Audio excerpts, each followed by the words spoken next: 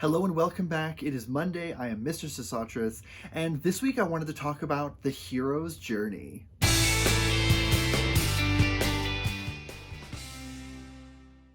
So if you read a lot of books, especially fantasy and sci-fi, you'll notice that a lot of stories follow similar patterns or similar kind of overall motifs. There's that old cliche that there's only like 6 stories and everyone just kind of repeats them over and over and over again. And that's kind of what Joseph Campbell talked about in his book, The Hero with a Thousand Faces. And he's looking at kind of a structure that he saw in like mythology, folk tales, fairy tales, that kind of stuff. There's kind of this recurring structure that you see in everything. And he also was big into like Freudian stuff, so there's a lot of like psychological stuff and conflict between child and parent and all that stuff inherent in it. But it is a very cool structure, and he called it the Monomyth. And so I wanted to outline the kind of 17 steps of the Monomyth. Some people say that there's 12. They kind of lump the last 5 in with kind of under one category, but I'm going to go over all 17, and I'll provide examples from pop culture and mythology and stuff, and we'll kind of go from there and see how it goes. So the first part's called the Call to Adventure, and this is where we have the hero who lives kind of a normal life, who's sort of either offered a chance to go on an adventure or stumbles into a sort of magical world kind of against their will. It could be intentional or, accidental. A good example of this is Gandalf the Wizard showing up at Bilbo Baggins' door at the beginning of The Hobbit. Next up, we have the Refusal of the Call. This is where the hero doubts whether they want to leave their comfortable home and familiar setting and kind of go off an adventure, or if they want to explore further. A good example of this is the beginning of Jurassic Park, where you have Alan Grant sort of making up excuses why him and Ellie Sattler don't want to go to Jurassic Park. It's before they know what it is, but when you've got, John Hammond in their little trailer there, and he's explaining, what he could do, and they're like, I really don't want to do that. So that's the refusal of the call. It's where they kind of make excuses. Obviously, seconds later, Hammond wins the argument by, agreeing to finance their dig, and that's what kind of ultimately pulls them along. But they do have that moment of doubt, and that's a recurring thing that you see in mythology. Next up, we've got supernatural aid, and this is where the hero is given like a talisman or a charm or some kind of minor magic, some kind of tool that will sort of help them in their quest. It's usually given to them by sort of a wise old man or a wise woman figure. A great example of this is Luke Skywalker getting his dad's lightsaber from Obi-Wan Kenobi at the beginning of Star Wars. Next up, we have the Crossing of the Threshold, and this is where the main character, the hero, moves away from sort of the familiar spaces of home and moves into a sort of magical or dangerous environment.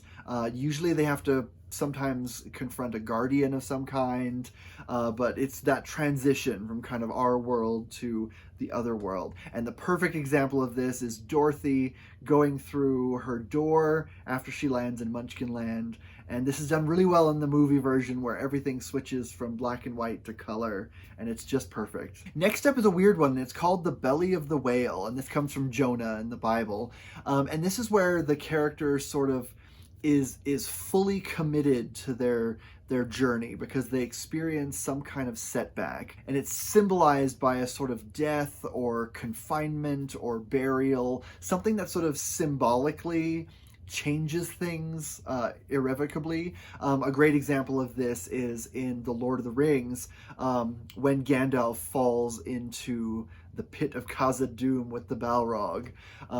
Now, for Gandalf's story, if you're looking at him as the hero, that's very much that kind of thing, because he falls and is sort of, symbolically dies, and then, spoilers, comes back later, and that's sort of that the trial that he faces. But it's also the same thing for the rest of the characters, especially Frodo and Sam, because Gandalf was kind of a very powerful, protective figure up until that point, and so losing Gandalf is sort of It's like they're committed. They have no more protection from magical sources. They've still got the other people of the Fellowship, which is great, but the loss of Gandalf is very much a sort of death for them, and it's kind of, it changes everything, and they are much less secure going forward. Next up, we've got the Road of Trials, and this is where you see the hero sort of facing various obstacles and trials and enemies and puzzles and stuff on their journey towards their goal. This is sort of, often the large bulk of the story. In writing circles, they'll call it like the try-fail cycles, where it's like, moving through various obstacles towards your goal. A great example of this is Jurassic Park, the middle of the movie, where you've got Alan Grant, who's like trying to protect the kids from various things, and then you've got Ellie Sattler, who's trying to restore power to the whole park, and they both kind of undergo lots of trials and dangers in their journey as they're trying to accomplish their goals. Next up is a fun one, and this is called The Meeting with the Goddess. Oftentimes in a story, you'll have a character who will meet a sort of powerful goddess slash mother slash powerful magical figure, and there's this kind of weird dichotomy between her being sort of protective and kind and generous, and then also there's the potential for her to be incredibly powerful and almost dangerous sometimes. And the best example of this is, of course, meeting Galadriel in Lothlorien in Lord of the Rings. We definitely get that sort of dynamic. She's a good character, she's kind, she's wise, she's powerful, but we also see that moment where she almost takes the ring from Frodo, and she just for a moment imagines what she would be like if she had it, and we see how powerful and terrifying she could be if she got it. She refuses it, and so that's kind of her own journey that she's on. But the Galadriel character is very much that sort of goddess figure that you see a lot in mythology. She usually appears kind of in the middle of a book, and place-wise on the map, she's either like in the very middle of the map or on the edges of the map. In The Wonderful Wizard of Oz, Glinda is sort of the goddess figure at the middle of the book. She's not the witch they meet at the beginning. That's the Wicked Witch of the North. And so that is the meeting with the goddess. Campbell goes a very Freudian route, and he has her as kind of mother and also as wife, and there's this kind of, the hero sort of symbolically marries the mother figure. It's, he goes that way, but it's very much a character who's sort of, she's stable, and she offers kind of a respite to the character in the middle of the story and kind of encourages him to move on. Next up, we've got one that's called Woman as the Temptress. And this is kind of a complicated one. It could be a look at sort of the goddess figure herself and what she represents, if she sort of wants to keep, the hero with her, or if he wants to stay with her. There's kind of this lure to sort of keep the hero from continuing on. It may also represent any other kind of temptation, something that might lure the hero off the path, something that he is offered. And a really great example of this is Circe in the Odyssey. She's kind of dangerous, but she also offers Odysseus sort of stability and peace, and offers to kind of convince him to stay with her. And he almost does. He does stay with her for quite a while, but eventually he's like, nope, I have to continue on. And so he almost succumbs to the sort of lure of kind of a peaceful life on this island, but he ultimately decides to return to his family. Next up is another very Freudian one, and this is Atonement with the Father. And this is where the hero either faces and comes to terms with sort of the God figure, the sort of powerful force at the heart of the journey.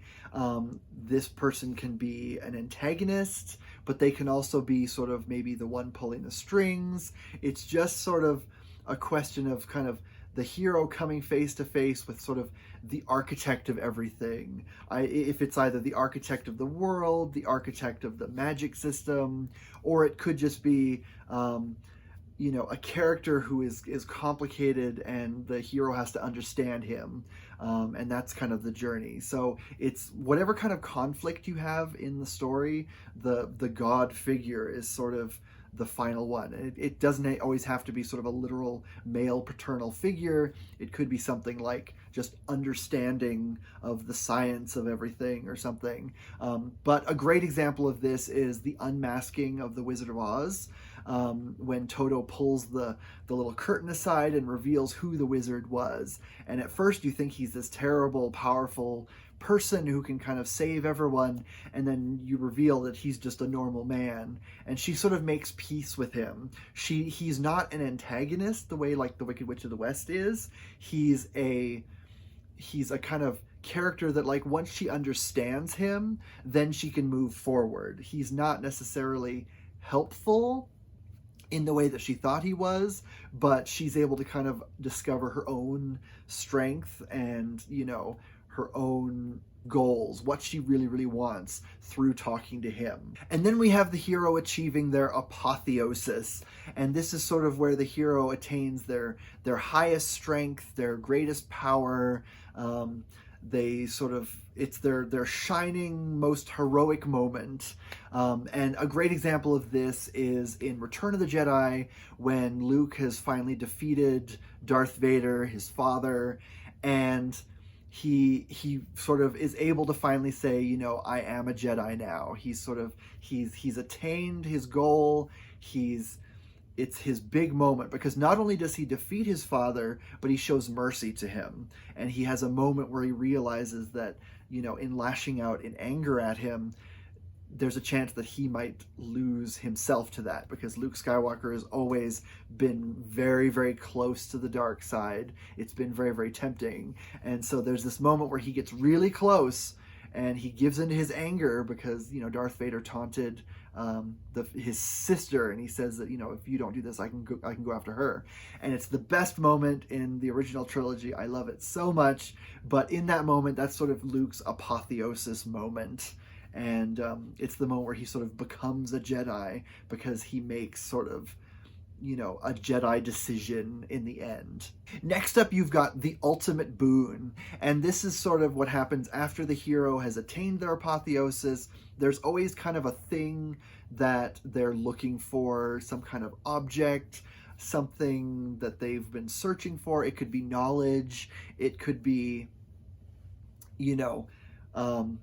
a person that they're looking for. It's always just something powerful that is magical in nature or can help others. It's, think like the Golden Fleece in the Jason and the Argonauts story. The example actually of this that I thought of is at the end of Indiana Jones and the Last Crusade, when he finally gets the Holy Grail. He drinks from it himself, which means that if he stays there, he would be immortal, basically. And then he also gives it to his father and uses it to cure him because he's been shot. And so the magic of the Grail is sort of the ultimate boon.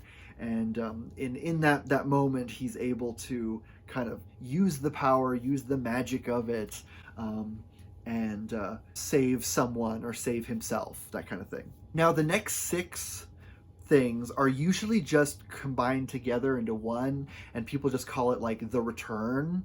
But it's a little bit more complicated than that, and there's it's like a branching thing. There's like certain things that could happen and other things. So this isn't all like every story is going to have every one of these. It's sort of, these are sort of options included in sort of the return journey.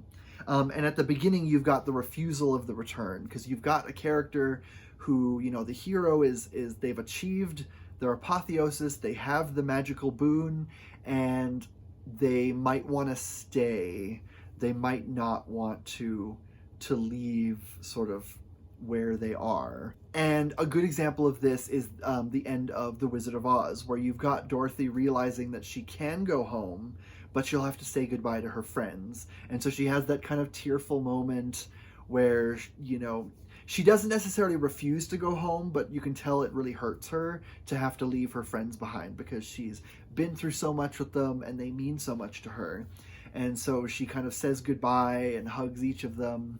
And, you know, you can tell that, you know, it isn't just a matter of, well, okay, we've accomplished things and I can go home and let's do that. There's always that kind of doubt. It's like, I want to stay here in the magical world and I don't really want to leave, but ultimately they kind of have to. Now, next up, you've got something called the magic flight.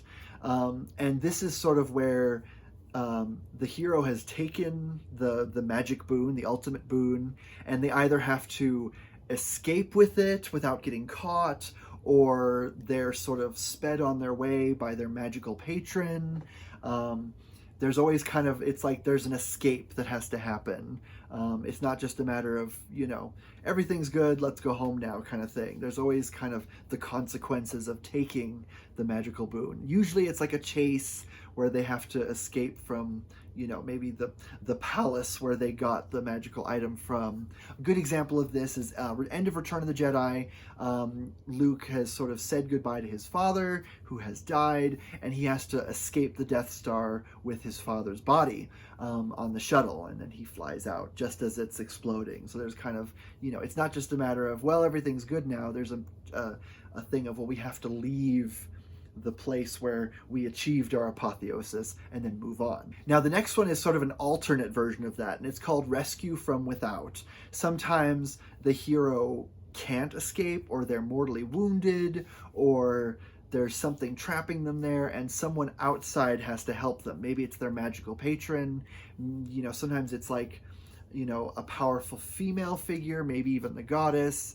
It might even be like the wise old man protector. The best example of this is Gandalf sending the eagles to pick up Sam and Frodo on the edge of Mount Doom as it's exploding around them. They're completely without strength. Frodo's like bleeding, and there's like, you know, they can't go anywhere, and they've resigned themselves to dying together on the side of this mountain. But Gandalf sends the eagles to come and get them, and that's how they're brought home. Next up, we've got the return crossing of the threshold. So this is then moving from the magical world back into the real world. And there's always this kind of assumption that the magical world is part of the real world. It may not always just be a separate thing completely, but it's part of our world. And again, best example of this, I'm going back to Wizard of Oz, Dorothy clicking her heels together 3 times. Now, in the book, Oz is a real place. And when she clicks her heels together, she flies home, like the magic of the slippers sends her flying home, over the desert, and she's brought home. But the shoes fall off her feet during the flight, and they're lost in the sands of the desert kind of forever. In the movie, Oz is sort of a dream world, maybe. And when she clicks her heels together, she sort of wakes up from the dream and is back at home with her family. And so that's the kind of the crossing of the threshold, you know, moving from the magical world back to the real world, and the kind of transition back to sort of the mundane. Next up, we have what's called the Master of the Two Worlds. And this is where we have the characters return home, they know about the other world, and sometimes they can even go back and forth. They can travel back and forth. In the Oz books, Dorothy can go back to Oz, and I think she does at one point. In Gregory Maguire's Wicked books, in the 4th book, we do see Dorothy returning back to Oz, and the kind of all the stuff that happens there. But you've got this sort of, you know, the knowledge that they have of the magical world sort of informs their new life back at home. So it's like they're home, but they're aware of the other world, and that makes them stronger, smarter, more than they were when they left. Another good example of this is in Lord of the Rings. At the very, very end of Return of the King, you've got Sam and Frodo and Merry and Pippin are back in the Shire, but they do have sort of they keep connection with the people out there. And then you've got, the elves and Gandalf and all them, and there's kind of moments where they sort of meet up with them after everything, in the years that lead up to sort of Frodo leaving and going to the Grey Havens with the elves and Gandalf, and Bilbo. But it's sort of this, now that they're home, their lives aren't the same as they were before. They still have a connection to that kind of other world that they moved into. And then finally, the last one is called Freedom to Live. And this is at the very end, the heroes accomplished everything. Everything's good. Everything has returned to normal. And so the hero can now sort of live their life knowing that everything's fine and everything's going to be okay. And sometimes the hero doesn't survive this, but sometimes they do. The big thing is that the world is safe. And so after everything that's happened, even if the hero succumbs to their wounds, Frodo has to return to the Grey Havens, but, things are okay in the Shire.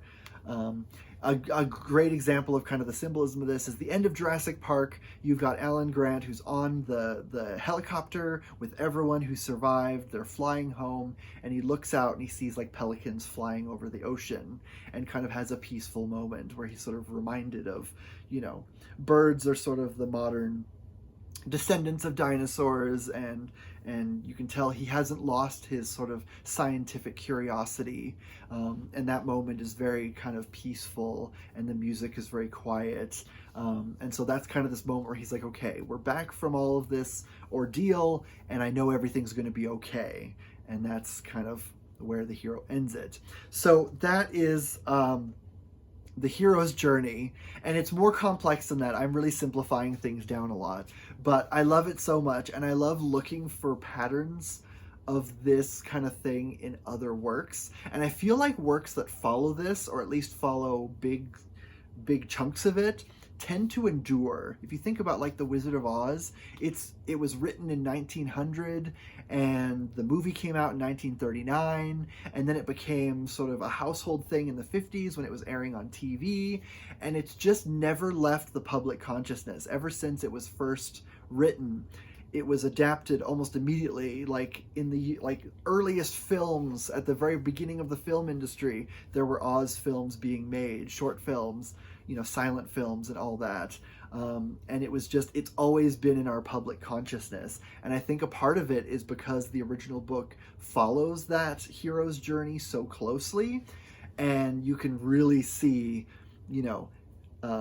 how that kind of journey, the hero's journey, how it threads through the book, and it just makes it feel timeless. It makes it feel like mythology, like the Odyssey. The Odyssey is another one that follows that really well. And it's just so cool to see how this plays out in other works, especially other books and movies and stuff.